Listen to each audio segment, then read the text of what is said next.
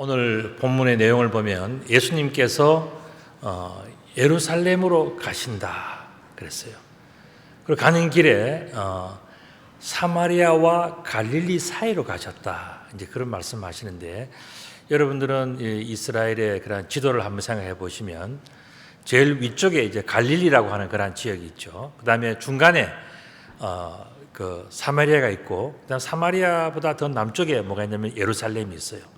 오늘 배경은 뭐냐면은 이 갈릴리와 사마리아 사이를 지나서 예루살렘으로 가는 바로 그 길을 이야기하시는 건데, 사실 이게 그냥 지리적인 어떤 경로를 표현하는 것이기도 하지만은 사실은 뭐냐면 이게 바로 우리 인생길이에요. 우리 인생길이라고 하는 것이 뭐냐? 인생길은 바로 예루살렘을 향해서 가는 길과 똑같다는 겁니다.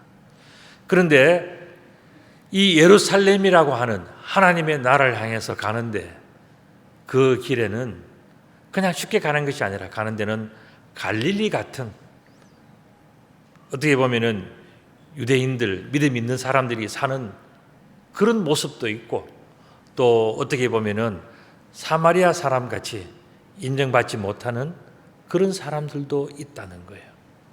그런데 우리 여기서 한 가지 중요하게 생각할 것이 있어요. 그게 뭐냐면은 오늘 본문은 어떻게 보면 이제 나병 환자에 관한 이야기인데, 갈릴리 사람들도 나병 환자들은 싫어해서요, 야, 저 멀리 사마리아 쪽으로 가라 해서 쫓아내고, 사마리아 사람들도 그렇습니다. 아, 우리가 제일 싫어하는 저 유대인들 갈릴리 지역으로 가라.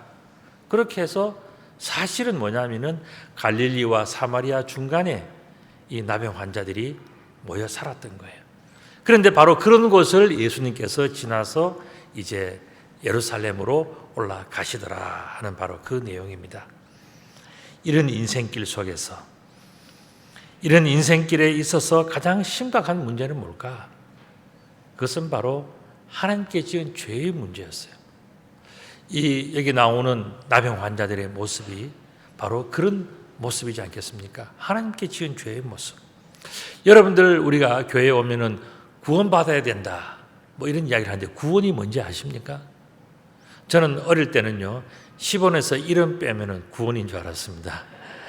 근데 이게 구원이라는 것을 알고 보면 여러 가지로 설명할 수 있는데 그 중에 한 가지가 뭐냐면은 하나님의 용서예요. 하나님께서 용서하시는 것. 그게 뭐냐? 바로 구원이에요. 하나님께 용서받지 못하는 사람은 구원을 이룰 수가 없는 거예요. 반면에 어떠한 죄가 있다 할지라도 하나님의 용서를 받는 사람들은 다 구원받는 거예요. 천국 갈 수 있다는 그 이야기입니다. 그래서 이렇게 볼 때에 이 구원이라는 것은 정말 중요한 거구나. 또 하나님의 용서라고 하는 것, 다른 말로 하면 이 구원이라고 하는 것은 정말 중요한 것이구나.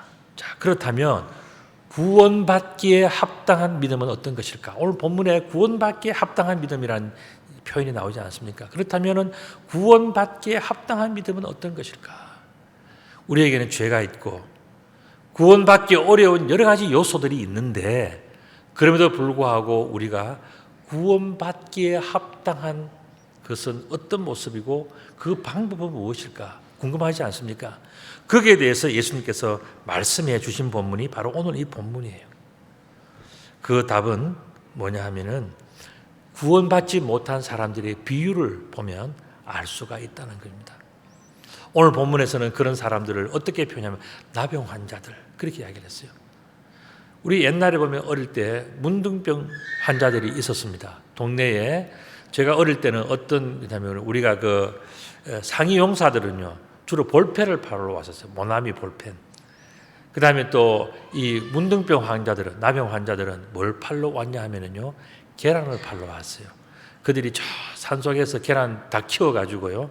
그 다음에 거기서 계란해서 그 계란을 팔러 다녔고 또 우리 같은 경우는 단골이었기 때문에 그 사람들이 늘 이렇게 갖다 주는 것을 봤습니다. 그래서 어릴 때도 보면요, 얼굴도 이상하고 손도 이상하고 손가락도 없고 뭐 그렇게 생긴 사람들이 그 중에서는 제일 잘생긴 사람이라고 뽑아서 계란 배달로 온 사람이 그 정도였다 하는 것을 우리가 어릴 때도 저는 볼 수가 있었습니다. 오늘 본문에 보면 한 마을에 들어가시니 나병 환자가 10명이 있어서 예수님을 만나서 멀리 서서 소리를 높여 이르되 예수 선생님이여 우리를 불쌍히 여기소서 그렇게 이야기했다는 겁니다. 정말 불쌍한 사람들이에요. 모습도 보면요 아주 흉악해요. 우리가 그냥 그런 모습이 아니고요. 그냥 거기에 비하면요 여러분들은 정말 미녀, 미남, 잘생 무조건 여러분들은요 여기 계시는 모든 사람 한 명도 빠지면 어린아이부터 어린애까지 전부 다 여러분들은 거기에 비하면 너무너무 잘생겼어요. 제가 어릴 때 보았던 그 사람들은요 정말 가난했고 못생겼고요 어릴 때 볼 때 무섭다 할 정도로 그런 표정들이었습니다. 자, 그런 모습들이 바로 뭐냐 흉악한 모습이에요. 근데 그 사람들이 막 외친다 생각해 보세요. 무섭기도 하지 않겠습니까? 그런데 그들은 너무너무 간절했던 거예요. 흉악한 모습들 여러분 생각이 잘 안 나시잖아요. 제가 그림을 몇 장 보여드리면 이 문둥병자들이 이렇습니다. 또 다음 그림도 보시면 이게 소록도에 계시는 할머니의 모습이에요. 저분들이 그냥 저렇게 살고 싶어서 그럴까요? 살다가 보니까 병이 들어서 그런 거예요. 다음도 마찬가지입니다. 웃어도 울어도 그들의 모습은요 아무리 감사도 숨길 수 없는 부분 흉악한 모습들이 그들에게 있습니다.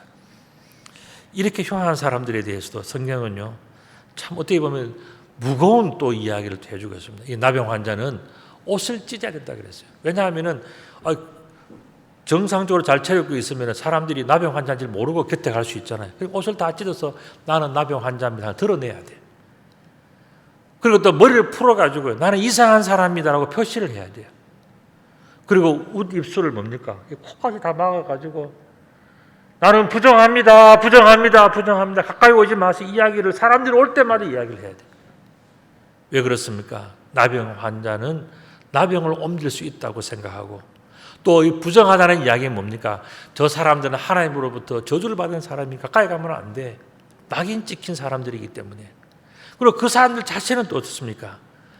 너무 부끄러운 모습들, 숨기고 싶은 자신의 모습들을 다른 사람들이 가까이 못 보도록 미리 이야기해 주는 거예요. 그러니까 여러 가지 복합적인 요소가 다 깔려져 있어서 서로를 위해서 떨어져 살게 한 거예요. 그래서 아까 처음 소디에서 말씀드린 것처럼 갈릴리 사람들은 야, 너희들 저 사마리아 쪽으로 가서 있어. 그래서 그들은 사마리아 쪽 경계선에 가서 사는 거예요. 또 사마리아 사람들은 어떻게 합니까?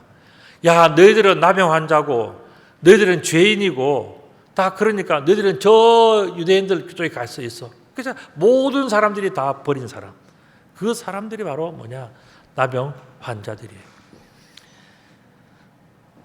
뿐만 아니라 병이 있는 날 동안은 그들은 늘 부정하다 그랬습니다. 그래서 자신의 평생 속에 나는 부정한 사람, 나는 정하지 못한 사람, 나는 깨끗하지 못한 사람. 그렇기 때문에 저 멀리 가서 혼자 살아야 되는구나 하는 것을 당연하게 생각하고 있는 거예요. 여러분들 혹시 벤허라고 하는 영화를 보셨나요? 거기 보시면은 문둥병 걸린 그 여인은요, 저 동네 바깥에 가서 버려져 있고요. 음식은 뚜레박으로 내려줘서 그거 기다리는 거예요. 그게 나병 환자들의 일상이에요. 떨어져 살아야 되고 함께 살 수가 없는 거예요. 왜냐하면 그들은 죄인이기 때문에. 외모도 흉측하고 그 다음에 또 다른 사람들이 가까이 갈 수도 없고 율법적으로도 그들은 금해놨기 때문에 사람들과 함께 어울려서 살 수가 없는 것이 뭐냐? 그게 바로 나병 환자들의 고통이었던 것을 볼 수가 있습니다.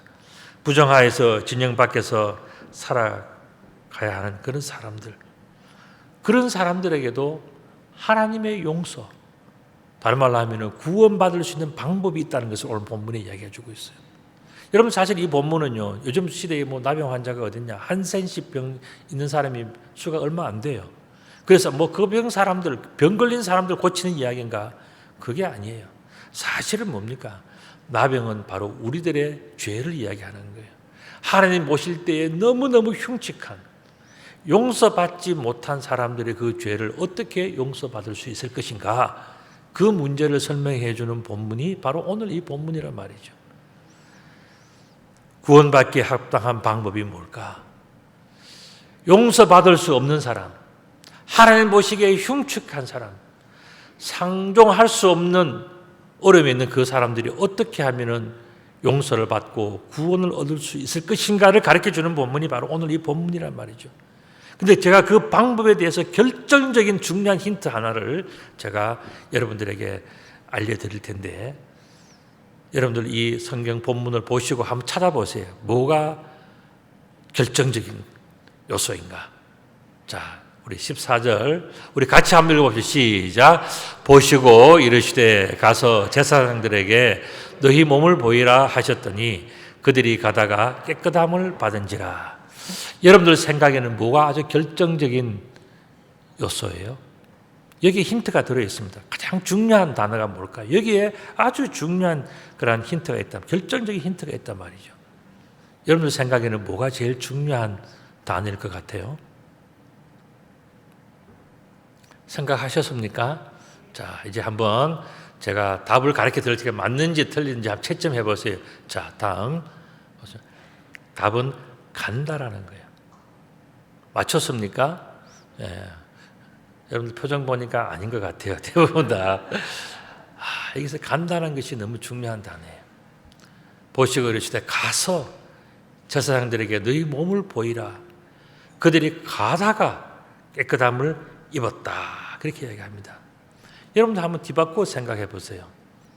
이 9명의 그 유대인 나환자들과 한 명의 이 사마리아인이 예루살렘으로 간다는 것이 여러분들 가능한 이야기입니까? 여러분들 이것은요 가능하지 않는 이야기예요.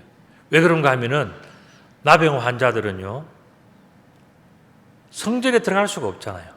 성전에 들어가야 제사장을 만나는데 성전에 들어갈 수 없는 사람들한테 야 가서 예루살렘에 가서 제사장들에게 보이라 그러는데 이 사람들이 갈 수가 없잖아요.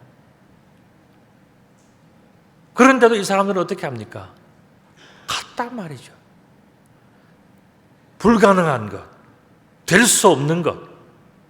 그럼에도 불구하고 그들이 갔다는 데서부터 모든 역사가 다시 시작이 되어진 거예요.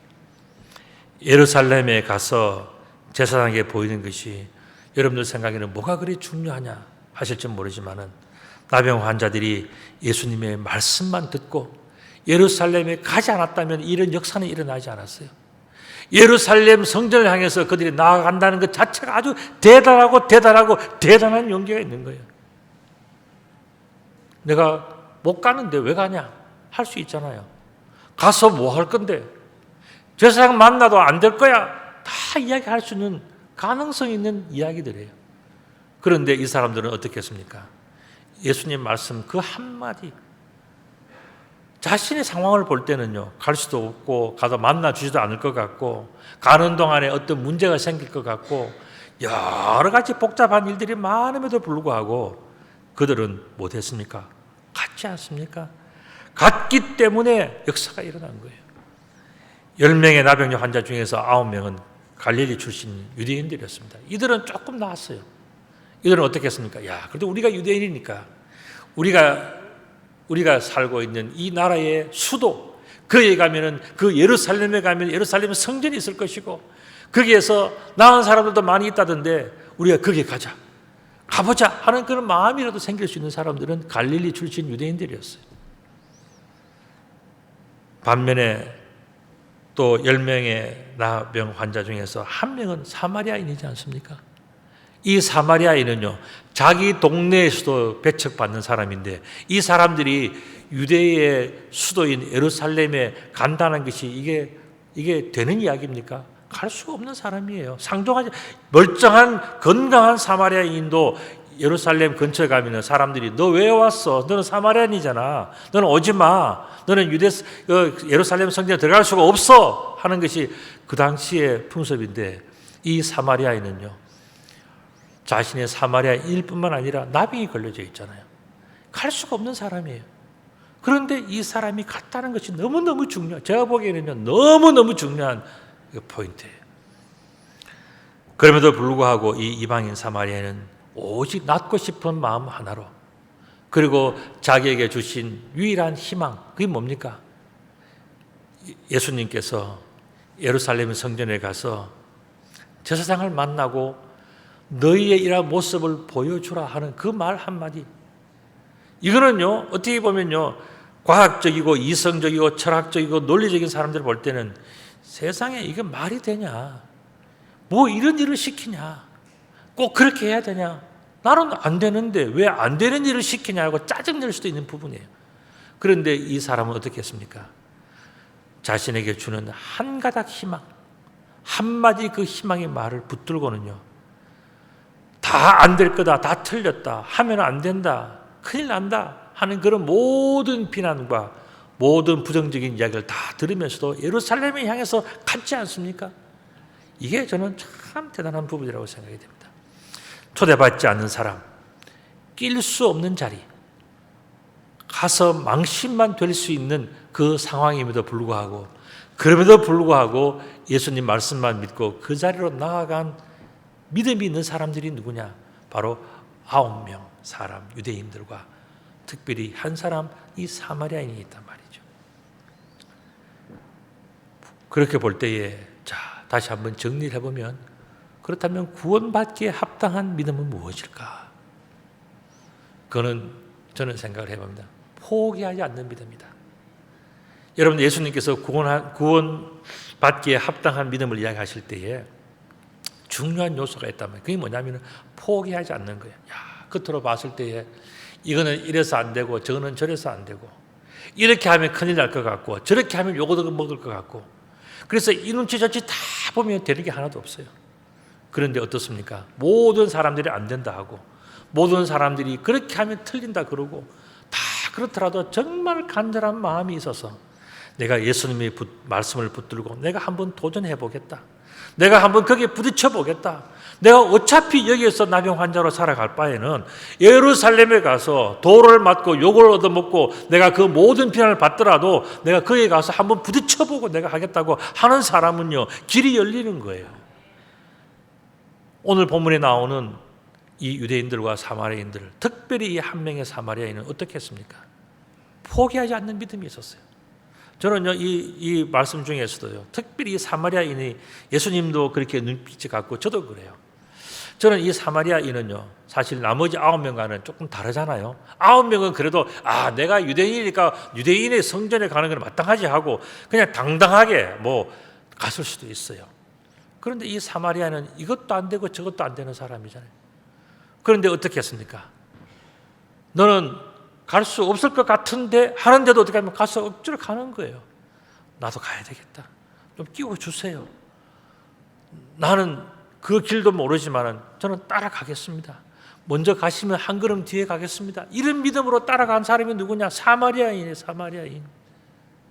그래서 저는 이 사람에 대해서, 이 사람의 믿음에 대해서 저나 여러분들이 좀 쉽게 표현하기 위해서 저는 꼽사리 믿음이라고 그렇게 표현했습니다. 원래는 끼지 못하는 사람이라. 이 꼽사리라고 하는 것은 사실은 뭐 좋은 표현은 아니에요. 화토 칠 때 옆에서 보던 사람이 나도 한번 끼워줄래? 이렇게 해서 치는 게 뭐냐? 그게 꼽사리거든요. 그런데 이 사람, 이 사마리아인이 뭡니까? 사람들이 전부 다 이렇게 잘 될 것 같고 뭔가 이루어질 것 같고 나만 안 될 것 같은 그런 느낌이 분명히 있잖아요. 그런 현실이 있단 말이죠. 그럼에도 불구하고 이 사람은 뭡니까? 예수님 말씀 붙들고 나는 그 가능성 있는 곳에 한번 부딪혀 볼래? 나도 끼워줘. 나도 가겠어. 나도 하게 해줘. 이런 믿음으로 포기하지 않고 나아가는 그 믿음이 뭐냐? 이게 바로 구원받기에 합당한 첫 번째 믿음이었어요. 남들이 다 너는 안 돼. 틀렸어. 하지 마. 소용없어. 할 때 다 소용하고 다 버렸으면 그냥 그걸로 끝나는 거예요. 그런데 안 되는 줄 알면서 마음속에 예수님께서 주시는 그 믿음, 그 용기, 그 말씀 붙들고 나는 세상에 있는 사람들이 하는 많은 말들과 많은 상황들 다 알고는 있지만 그보다 더 중요한 것이 뭐냐면 예수 그리스도께서 주신 나의 말씀, 나 그 말씀 붙들고 한번 살아보겠다라고 마음먹었던 포기하지 않는 그 믿음이 뭐냐? 그게 바로 사마리아인이 보여준 믿음이었어요. 구원받기에 합당한 믿음 두 번째는 저는 뭘까? 하나님께로 돌아온 믿음이라고 생각합니다. 오늘 본문에 보면 말씀 보면요, 15절은 그 중에 한 사람이 자기가 낳은 것을 보고 큰 소리로 하나님께 영광을 돌리며 돌아왔다 그랬어요. 야, 10명이 다 낳았는데 9명은 다 낳고 난 다음에 어떻게 했습니까? 가버렸잖아요. 그런데 예수님께서 찾으신 사람은 어떤 사람입니까? 다시 돌아온 사람이죠. 그 사람을 칭찬하고 그 사람을 축복하고 그 사람이 옳다라고 인정해 주지 않습니까? 중요한 것은 뭐냐면은 자기가 나음을 받고 난 다음에 하나님께로 돌아왔다는 거예요. 여러분들 인생을 살아가시면서요, 저도 어렸을 때에 저도 모태신앙이고요, 뭐 4대째 믿었으니까 잘 믿었죠. 또 우리 아이들이 5대째입니다. 그래서 우리는 어려서부터 잘 믿었어요. 지금도 잘 믿고 있습니다. 그런데 여러분 한번 생각해 보세요. 야, 내가 잘 믿고 또 잘 믿어서 뭔가 잘 됐다, 돈 좀 생기고 건강해지고 뭐 사회에서 좀 성공하고 다 하면은요, 어떤 유혹이 생긴지 아십니까? 야, 내가 이제는 좀 쉬어야 되겠다. 내가 이제는 좀 자유로워야 되겠다. 내가 내 멋대로 한번 해. 지금까지 부모님은 나한테 그렇게 잔소리하고 이래라 저래라 하는 게 이것도 벗어나가지고 내 마음대로 한번 해보겠다는 그 탕자의 마음이 우리 속에 있단 말이죠. 어쩌면 우리가 가난하고 어렵고 병들고 힘들어서요, 그렇지 못하는 것이 사실 우리들에게 큰 축복이 될 수도 있어요. 어쨌든 모든 일들이 잘 되었을 때, 성공했을 때에, 그때에 하나님께로 돌아온다는 것은요, 그때도 하나님께 돌아온다는 것이 진짜 아닙니까? 지금 예수님께서 말씀하시는 건 바로 그런 거예요. 너희들이 성공하고 잘되고 병 낫고 부자 되고 뭐 입학하고 또 회사에 취직하고 결혼하고 뭐 다 해가지고 꿈을 다 이루었을 때에, 그때에 하나님께로 돌아와서 야, 내 몸과 마음이 여호와께 있습니다. 지금 이 모든 것을 여호와께서 이루어 주셨습니다라고 하면서 여호와께 나올 수 있는 그 사람이 뭐냐? 진짜의 믿음이라는 거예요. 구원받기에 합당한 바로 그런 믿음이라는 것을 말씀해 주고 있는 것입니다. 하나님께로 돌아오는 믿음은요, 어떻게 보면 참 양심이 있는 믿음이에요. 그렇기 때문에 양심이 없는 사람들은요, 잘 되면요, 어려울 때는 주여 꼭 이것만 해주시고 이 문제만 해결해 주시고 이렇게 도와주셔야 되고 이렇게 낫게 해주시고 이렇게 뭐 다 해서요. 다 기도 들어주고 나면 그 다음 어떡합니까? 빠이빠이. 다시 어려우실 때까지 그러고 가버리잖아요. 이게 뭐냐? 9명의 그 유대인들, 원래는 남양 환자였지만은 잘 되니까 떠나가 버린 바로 9명의 그 고침받은 유대인들, 바로 그 사람들의 모습이에요. 그러나 사마리아인을 칭찬했지 않습니까? 왜 칭찬했나요? 양심이 있었어요. 내가 이렇게 잘된 것은, 내가 이렇게 고침받은 것은 하나님께서 하셨기 때문에 이제는 누가 뭐라 하더라도 나는 하나님께 나아가겠다. 하나님께로 돌아왔잖아요. 이게 너무너무 중요하고 아름답고 귀한 믿음이지 않겠습니까? 세 번째로 구원받기에 합당한 믿음은 어떤 믿음이냐? 돌아왔을 뿐만 아니라 하나님께 영광을 돌리면서 감사하는 믿음이에요. 그냥 쓱 돌아와가지고 뭐 자랑 이게 아니고요. 돌아올 때 겸손한 마음으로, 감사하는 마음으로, 야, 내가 이제는 하나님의 영광을 위해서 하겠다. 나의 병을 고치셨고, 나의 이 가난함을 도와주셨고, 나의 억울함을 풀어주셨고, 나의 모든 문제를 주님께서 해결해 주셨기 때문에 나는 이제 주님 앞에 영광을 돌리면서 주님 앞에 감사하는 마음으로 살겠다. 내가 살아있는 동안에 나도 이 은혜를 주님 앞에 갚아드리면서 정말 주님께 내가 이 모든 일들을 하며 살겠다는 그 마음이 진짜 아니겠습니까? 예수님 바로 그런 점을 지적을 하셨어요. 오늘 본문에도 말씀 보면은 그 중에 한 사람이 자기가 나은 것을 보고 큰 소리로 하나님께 영광을 올리며 돌아왔다 그랬어요. 남들이 뭐라 하든지 간에 나는 하나님 앞에 당당하게 하나님께 영광을 돌며 살겠다. 여러분들 정말 아까 말씀드린 것처럼 세상에서 참 축복받고 사랑받고 참 그 어려운 가운데서 다 건져 놓으면 그러면요 식당 가서 밥 먹을 때는 창피해서 식사 기도도 안 해요. 여러분들 그런 사람들이 혹시 있지 않습니까? 남들이 너 교회 다니냐 물을까 싶어서 평소에 한 짓이 너무 많아가지고요 티를 못 내는 사람들이 있어요. 여러분들 이제는 조금 달라져야 됩니다. 뭐냐? 나는 크리스찬입니다. 나는 하나님의 영광을 드러내며 살겠습니다. 고백하면서요. 그것을 실천을 해야 돼요. 그렇게 살아가는 것이 뭐냐? 하나님의 영광을 위해서 살아가는 감사하는 인생이에요.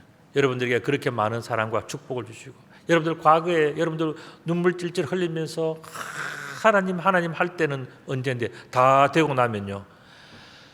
아휴 내가 한 곱이 넘겼으니까 이제는 어떻게 한번 해볼까 이렇게 생각하는 사람은요 어리석은 사람이에요. 왜 그런가 하면은 다음에도 또 어려움이 있고 다음에도 또 어려움이 있잖아요. 그때는 어떻게 할 겁니까?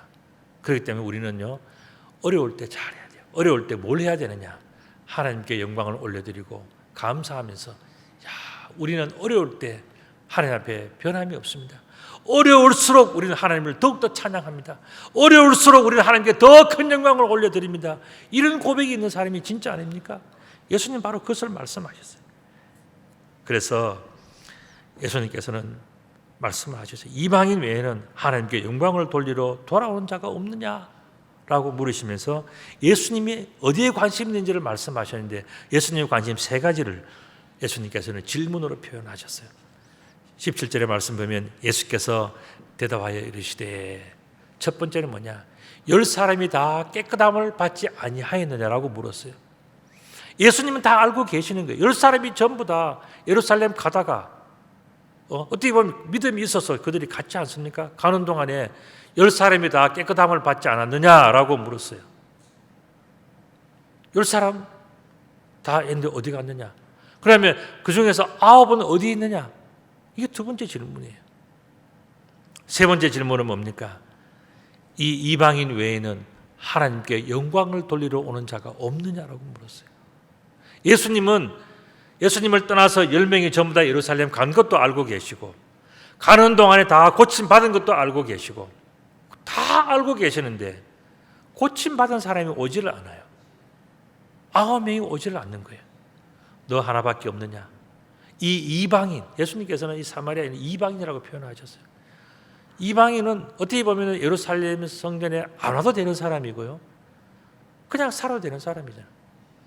나는 뭐 처음부터 뭐 무시당했으니까 하고 살아도 되는 사람이에요.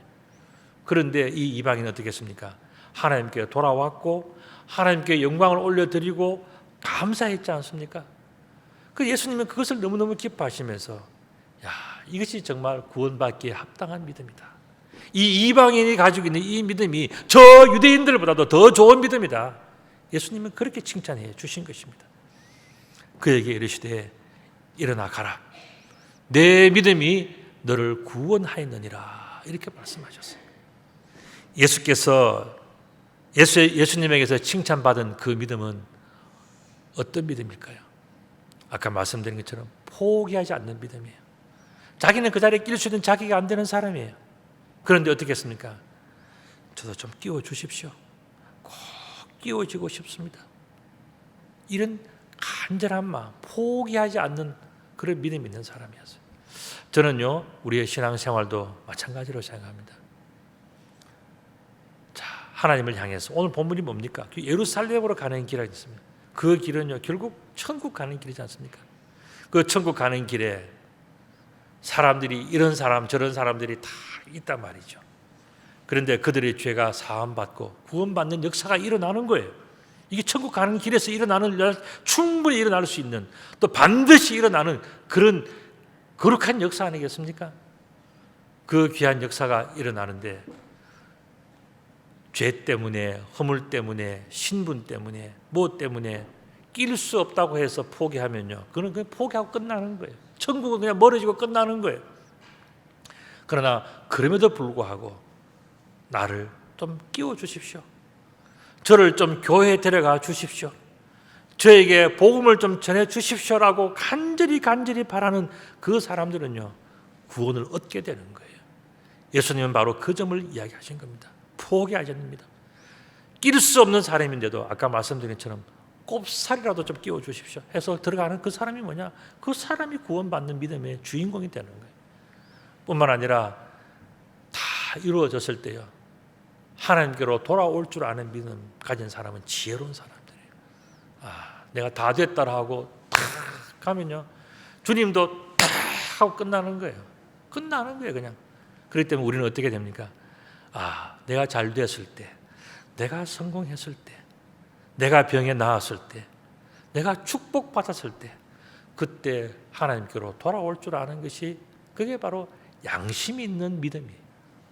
뿐만 아니라 그냥 돌아올 뿐만 아니라 감사하는 마음이 있어야 돼요. 우리들은 하나님께 영광을 올려드려야 되겠다. 내가 정말 이 은혜를 받았고 이 사랑과 축복을 받았는데 내가 하나님 앞에 쓰임 받아야지. 내가 하나님을 위해서 살아야지. 나는 하나님을 위해서 무엇을 할까라고 생각하는 사람이 뭐냐? 그게 바로 구원받은 자의 믿음이에요. 예수님은 바로 그것을 말씀하시면서 정말 세상에서 어떤 사마리아인의 그 믿음이 정말 보기에 참 아름답더라. 주님 그 말씀하신 것이 오늘 본문이에요. 다시 한번 우리가 정리해 본다면 뭐겠습니까? 우리의 죄가 나병 환자처럼 흉악할지라도 하나님 보시기에 정말 만나고 싶지 않다, 꺼려진다, 너는 저기 가 있어라 할 수밖에 없는 그런 모습, 그런 죄인이라 할지라도 그런 사람들에게 하나님은 어떻게 하십니까? 예수님을 통해서 구원의 길이 열려져 있다는 것을 지금 설명하고 있는 본문이지 않겠습니까? 그 믿음은 다름이 아니고 포기하지 않고 잘 되었을 때에 그때도 변함없이 하나님께로 돌아오고, 그냥 돌아오는 것이 아니라 감사하는 마음으로 하나님 참 감사합니다. 나 같은 사람을 구원해 주시고 나 같은 사람을 축복해 주신 것, 나 같은 사람을 낫게 해 주시고 나 같은 사람을 건져주신 것에 대해서 감사합니다라고 고백하는 그 믿음이 뭐냐? 바로 구원받기에 합당한 바로 그 믿음이란 말이죠. 그래서 예수님께서는 말씀을 하셨습니다. 구원받기에 합당한 믿음이 있다, 그 말씀하셨어요. 오늘 이 말씀 예수님께서 어떤 결론을 주셨나요? 내 믿음이 너를 구원하였느니라 말씀하셨어요. 우리 같이 한번 읽어봅시다. 시작. 내 믿음이 너를 구원하였느니라 그랬습니다. 우리는 이런 믿음이 우리 속에 있어야 돼요. 우리는 신앙생활하면서 나는 어떤 믿음을 가질 것인가? 성공하기만을 바라고 병 낫기만을 바라고 부자 되기만을 바란다면 그거는 절반의 믿음. 그것도 나쁘지는 않지만은 그거는 믿음의 전부가 아니에요. 정말 구원받기에 합당한 그 믿음, 하나님의 용서를 받기에 합당한 그 믿음은 뭐냐? 포기하지 않고 끝까지 주를 향해서 가는 것이고, 예루살렘이 뭐겠습니까? 천국을 향해서 간다는 이야기죠. 천국 가는 그 길을 포기하지 끝까지 가는 것이고, 그리고 우리가 잘 되고 또 어렵고 힘들 때 언제나 어디서나 우리는 오로지 하나님을 향해서 가는 것. 이게 구원받는 믿음의 두 번째 이야기예요. 세 번째는 뭡니까? 그냥 살아가는 것이 아니라 살아가는 동안에 어떻게 하면 하나님께 영광을 올려드리고 어떻게 하면 더더 감사하며 살 것인가, 이것을 생각하며 살아가는 것이 뭐냐? 주님께서 칭찬하는 구원받을 만한 믿음이라는 것이죠.